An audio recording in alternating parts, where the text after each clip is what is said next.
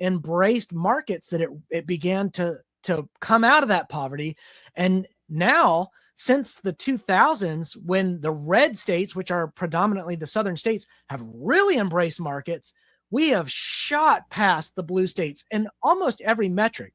Now, California and New York and states like that, they still have a greater GDP just because they've got more people, they've got more stronger, like a bigger population, and they're sort of, they're sort of riding the wave that they had from decades ago, just in terms of sheer numbers. But that's where all the out migration is occurring, and all the growth is occurring in the southern states, because people want to come down here where the taxes are lower, where there's more opportunity, where the weather is better. I really think our future is going to be so bright, in particular compared to these blue states, which, their universities can't even populate a class. They're all running deficits.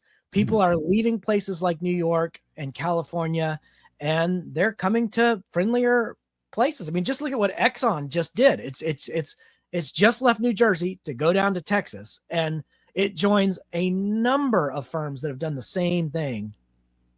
Yeah, and it's great to see too, like being reminded, it plays into it, where AOC thinks that Alabama's going to be the same moral stage where she can, people make careers on this, of lecturing the South. And yet at the same time, after we see that, charade, you see like this guy named Freddie on X, who's a German, who shows up to Auburn for the World Cup. Yeah. And you see him traveling all up and down the state of Alabama, and then across the South. And you're like, oh, Freddie's actually showed us the real South, and seeing it with open eyes. And it's just beautiful sometimes to see your own home place through the eyes of, say, a foreigner who's not purposely trying to come and change you. Yeah, we had a game in Jordan-Hare Stadium, and the European players were tweeting out about how amazing it was. They'd never seen anything like this. This is electric. This is unbelievable. There's an eagle that flies around and lands on the field. What the heck is this? They were amazed. Even just the sort of everyday European tourists who are coming in and going to, for example, Waffle House. I love the tweets about refills. They're like, I am about to get a free refill, and it's huge. For those who have never been to Europe, it's like, they're giving me ice. What is this ice they're giving me? And because I was so young going down to the beach, as we would call it, let's go to the beach.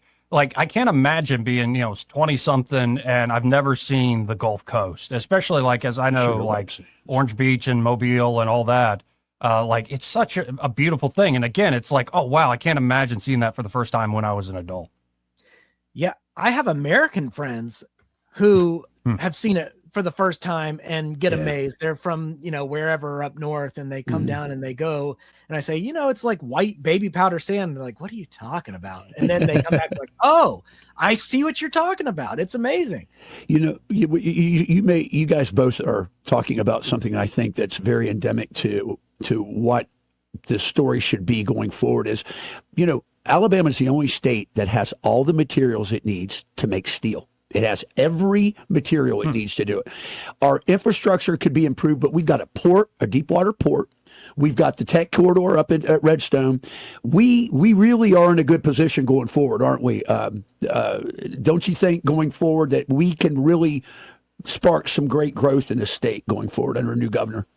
100%. I expect Tuberville to sort of unleash the spigot in so many different ways. And I am just really looking forward to this administration. I get information here and there about things that are in the works. I'm not an insider or anything like that, but every piece of information I've heard has been pleasing to the ear.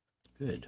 Yeah, it's America's back, baby. Yeah, it does seem like we've turned a corner in the last few days, where the energy is shifted. I was a little worried there with the war dragging on and stuff, but oil prices coming down, gas prices coming down, and market going up. Yeah, and I don't know if you saw the map. A lot of the left, the official activist left, were cheering for the UFC event to be rained out, and I think Jack Posobiec shared the radar to where that storm they were hoping for literally split in two and went on either side of Washington, D.C. Providential. I tell you what, and there is one thing to point out.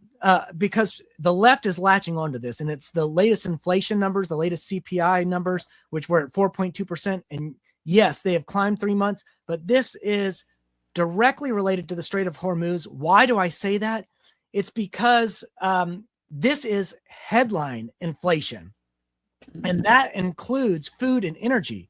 Yes. But if you look at the numbers for core inflation, which exclude food and energy, it's below 3%. And so that shows that the surge is directly related to energy, and energy is directly related to the Strait of Hormuz situation. Absolutely. Obviously, 20% of the world's oil and liquefied natural gas go through the Strait. 20%. So we're talking about a major disruptive event globally. So I think once we get the Strait open, these prices are going to come back down. Inflation will come back down. Markets, capital market stocks, have really remained unaffected by this closure of the Strait. And we've hit record highs all year long. I mean, I can't even tell you how many records we've hit because I quit counting, but we've hit a ton of records this year in capital markets. And so that suggests at least investor confidence, if not some consumer confidence. So I'm optimistic. Once we get this Strait open, I think things are going to go gangbusters just in time for the midterms. Just in time. Well, I always appreciate your time, Alan. If folks want to check out what you're working on, how can they do so? Yeah, probably just my website's the easiest. It's just alanmendenhall.com. I'm not saying www. anymore. It was such a thing. But ever since you made fun of me, I haven't done it. It's a boomer thing, you'd say, but I don't consider you one of them. I'm 43, so I'm actually a He's millennial. younger than you. Troy. I'm joking. Well, I think he thinks anyone over 40 is like, I'm 56 now, so it's one of those. It's hard to tell, but I think Joey's letting it grow on him. People like us. Almost. I got 3 years. I'll be 40 here before too long.